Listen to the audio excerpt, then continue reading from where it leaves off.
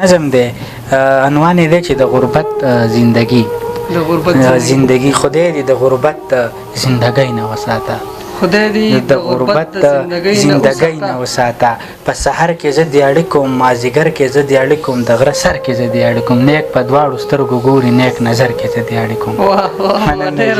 نیک په دواړو سترګو ګوري نیک نظر کې زه دیاړې کوم خپل حکمونه په ما وکړي خپل کارونه په ما وکړي د باغونه په ما وکړي نیک د کوره غوسه راشي کور قارونه په ما وکړي خو چې وخت د پیسو راشي بیا صاحب ډېر وارخطا شي خو چې خپل حق دې زه غواړم زه په چغو ورته جاړم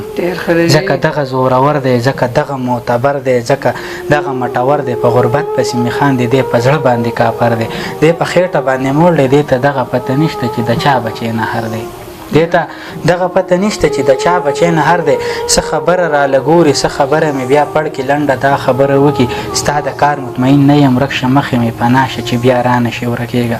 زه په چغو په ژړا شم بس د ځان سره لګیا شم دې جهان ته وګورم خپل ګریوان ته وګورم کلي خان ته وګورم